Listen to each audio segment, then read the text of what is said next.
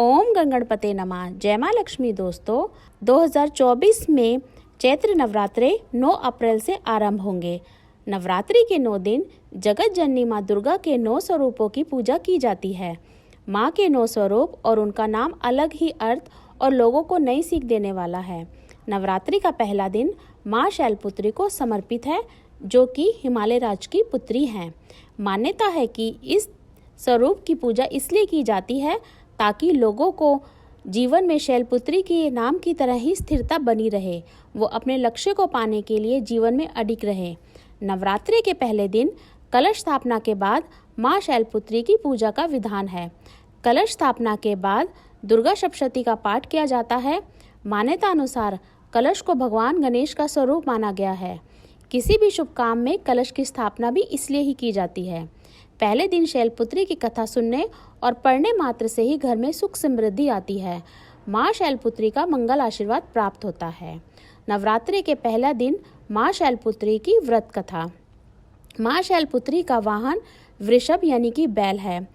ऐसी कथा प्रचलित है कि एक बार प्रजापति दक्ष, जो सती के पिता थे, उन्होंने यज्ञ के दौरान भगवान शिव और सती को छोड़कर सभी देवताओं को आमंत्रित किया, लेकिन सती बिना बुलाए ही यज्ञ में जाने को तैयार हो गई। अब भगवान शिव ने उन्हें बहुत समझाया कि ऐसे बिना बुलाए जाना उचित नहीं है। इसके बावजूद सती नहीं मानी। ऐसे में सती की जिद के आगे भगवान शिव ने उन्हें जाने की अनुमति प्रदान कर दी। अब सती बिना बुलाए पिता के यहाँ यज्ञ में प्रतिभाग करने पहुंच गई। वहाँ उनके साथ बहुत बुरा व्यवहार किया गया। कठोर व्यवहार के कारण और पति के अपमान को सती बर्दाश्त नहीं कर सकी और उन्होंने खुद को यज्ञ में भस्म कर लिया।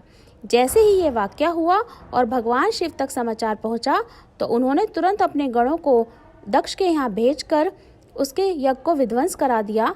अगले जन्म में सती ने हिमालय की पुत्री के रूप में जन्म लिया।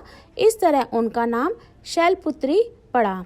माँ शैलपुत्री को सफ़ेद रंग बेहद प्रिय है, इसलिए पूजा के दौरान उन्हें सफ़ेद रंग की चीज़ें, बर्फ़ी आदि का भोग लगाया जाता है।